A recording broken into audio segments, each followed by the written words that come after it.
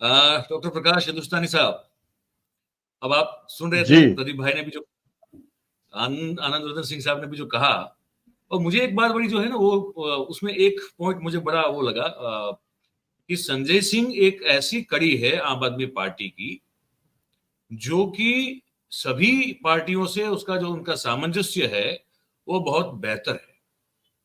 उतना शायद जो है वो किसी और का नहीं है आम आदमी पार्टी में। तो ये जब इंडिया अलायंस की बात है तो उसमें भी जो है वो अगर बाहर होते तो जिस तरह से एक कोऑर्डिनेशन बना रहता आम आदमी पार्टी का और इंडिया अलायंस का, वो शायद उतना नहीं बना रहता, उतना नहीं बन पाएगा अगर ये अंदर है तो आप कैसे देखते हैं? आप ये तो हम दोनों विद्वानों तो अपनी बात कही, आप क्या सोच रहे हैं? दो कारण मुझे लगते हैं। एक कारण तो यह है कि संजय सिंह बहुत ज्यादा मुखर नेता हैं। एक तो बहुत अच्छे कोऑर्डिनेट कर रहे थे वो आम आदमी पार्टी का इंडिया अलायंस के साथ, और दूसरी बात यह कि वो जितना मुखर होकर नरेंद्र मोदी के खिलाफ, अडानी के खिलाफ संसद में और बाहर बोलते थे, उतना बोलने वाला कोई नहीं। आज माननीय प्रधानमंत्री जी मध्य प्रदेश में थे, उन्होंने बड़े जोर शोर से कहा और डंके की चोट पर कहा। एक तो वो गारंटी देते हर चीज की कि मैं हर गारंटी की गारंटी हूं, और आज उन्होंने कहा कि मैं आपसे वादा करता हूं कि किसी भी भ्रष्ट आदमी को कांग्रेस में नहीं रहने दूंगा या दूसरी पार्टी में नहीं रहने दूंगा। यानी अगर वो बीजेपी में आ जाएंगे तो उस व्यक्ति को हम अ, मान्य कर देंगे कि ठीक है भाई, ये तो भ्रष्ट आदमी नहीं है। दूसरी तरफ प्रियंका गांधी भी मध्य प्रदेश में थी, मोहन खेड़ा में। उन्होंने कहा कि मध्य प्रदेश में पिछले 18 साल में 250 बड़े घोटाले हुए, लेकिन ईडी के नक्शे में मध्य प्रदेश भारत का अंग नहीं है। मतलब भारत का विलय मध्य प्रदेश का विलय भारत में नहीं हुआ है। मध्य प्रदेश अलग कोई देश है, क्योंकि यहाँ ईडी वालों की निगाहें नहीं जाती। तो संजय सिंह जितने मुखर होकर बोलते थे, उन्हें उनकी मुखरता को रोकने की कोशिश की गई है, यह बात बिल्कुल सही है। और बीजेपी की यही नीति है कि ऐसे लोगों को निशाना बनाया जाए जो इंडिया अलायंस को मजबूत करने में लगे हैं। ऐसे लोगों को निशाना बनाया जाए जो नरेंद्र मोदी के खिलाफ, अमित शाह के खिलाफ या अडानी अंबानी के खिलाफ कोई बात बोलते हो और जिनकी बात में लोगों को भरोसा होता हो। संजय सिंह ऐसे नेता है जिनकी बात में लोगों को भरोसा होता है, पत्रकार रहे हैं और बहुत सोच समझ कर बोलते हैं, बहुत मुखर वक्ता है। तो इस सब मामले में वो बीजेपी के निशाने पे पहले से ही थे। बीजेपी जो कहती है, बीजेपी के नेता जो कहते हैं कि अगर आप भ्रष्ट हैं और बीजेपी में नहीं है तो आप सचमुच में भ्रष्ट हैं। लेकिन अगर आप भ्रष्ट हैं और बीजेपी में आ जाते हैं तो फिर इस वॉशिंग मशीन में सब धुले हैं, दूध के धुले हैं। अब चाहे हिमंता बिस्व शर्मा हो या अजित पवार, जिन पर प्रधानमंत्री तक गंभीर आरोप लगाते थे, वो कहते हैं कि ठीक है। अब वो भूल गए कि अजित पवार के बारे में और उनके सहयोगियों के बारे में उन्होंने क्या बयान दिए थे। निशाने पर संजय सिंह के होने का यही कारण है।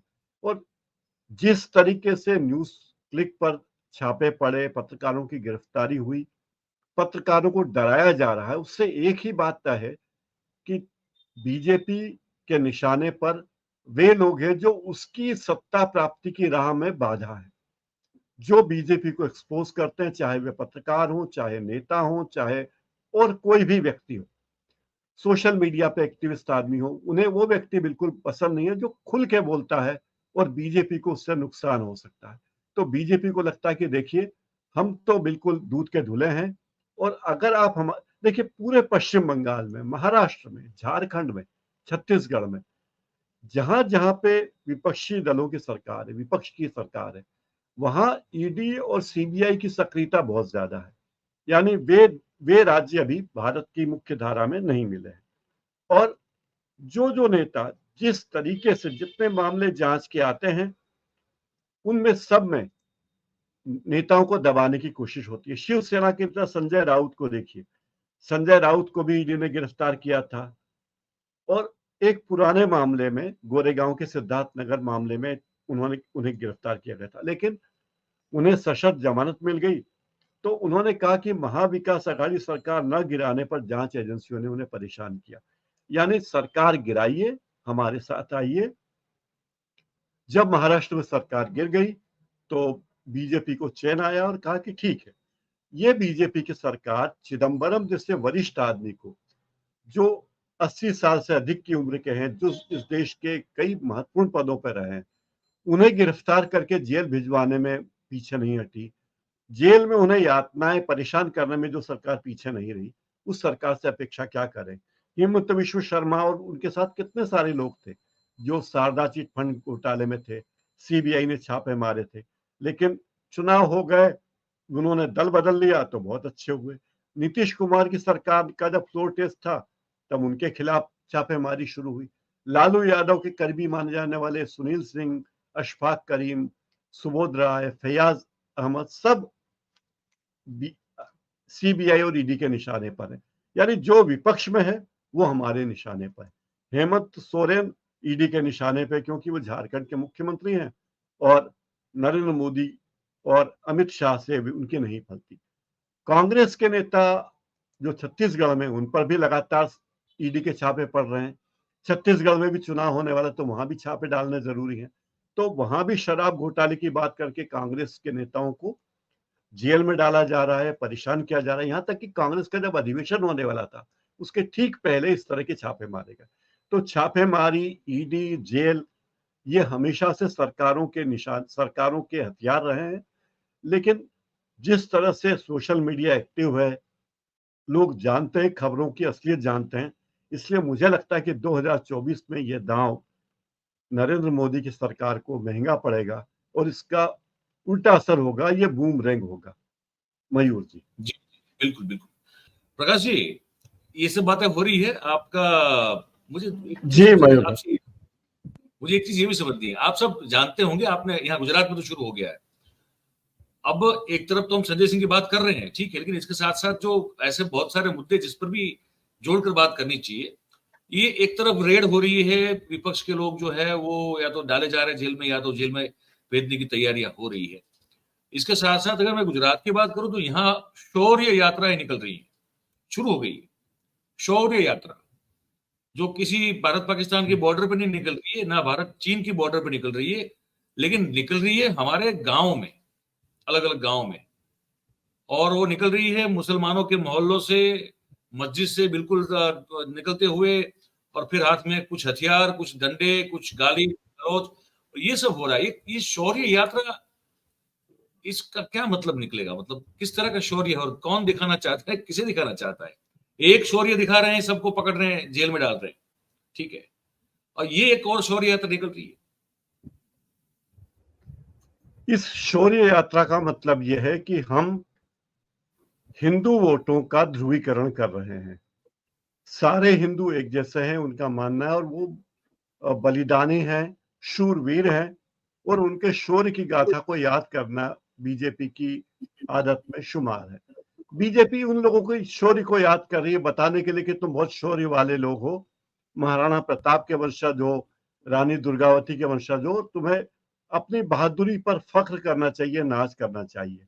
और ये जो आतताई रहे हैं, भले ही विपक्ष में हो, जो उनको कोई पूछता ना हो, उपेक्षित हो, पिछड़े वर्ग के हो, उनके बारे में लोगों के मन में ये भावना हो कि ये लोग हमारे विकास के विरोधी हैं।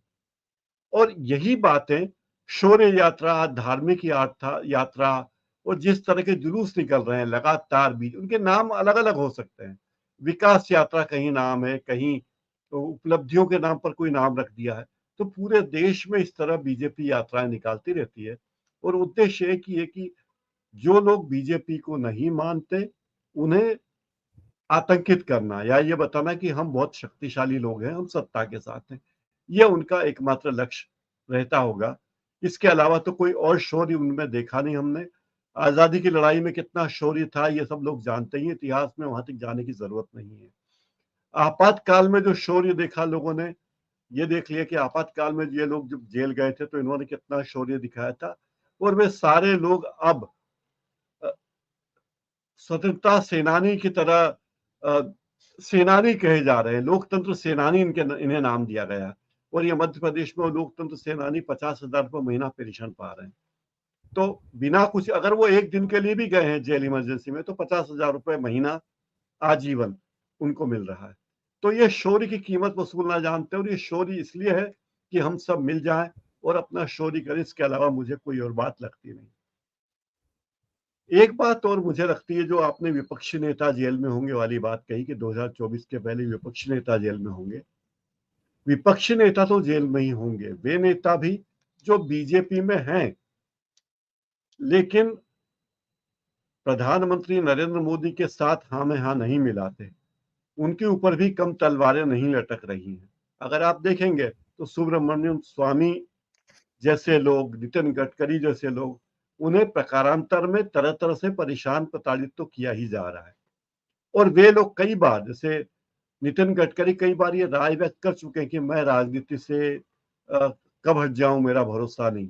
तो इस तरह की बातें करना इनका उद्देश्य है, लेकिन ये अपनी ही पार्टी के विरोधी नेताओं को जेल में डालने की पहली शुरुआत है। उन्हें डराना, उन्हें धमकाना। जैसे प्रधानमंत्री नरेंद्र मोदी की एक और खूबी कि वे अपनी पार्टी के किसी भी नेता को कभी श्रेय नहीं देते। कभी मध्य प्रदेश में पिछले 11 दिन में 3 बार आए हैं और वे शिवराज सिंह चौहान की किसी योजना को क्रेडिट नहीं देते। वे नितिन गडकरी की किसी योजना की तारीफ नहीं करेंगे कि नितिन गडकरी ने काम अच्छा किया या अच्छा नहीं किया। और उनके हर ट्वीट को सभी केंद्रीय मंत्रियों को, सांसदों को, उनके लिए अनिवार्य कि वो रीट्वीट करें। और मोदी जी के अगर 10 ट्वीट हैं तो 10 ट्वीट हर एक नेता के लिए वो रीट्वीट होना जरूरी है। तो इस तरह की कोशिश उनकी है कि हमारे खिलाफ जो भी होगा, वो चाहे बीजेपी में हो या बीजेपी के बाहर हो, हम उसे सहन नहीं करेंगे। और यही यही तरीका है जो लोकतंत्र के लिए बहुत घातक हो सकता है आगे जाकर। मयूर जी।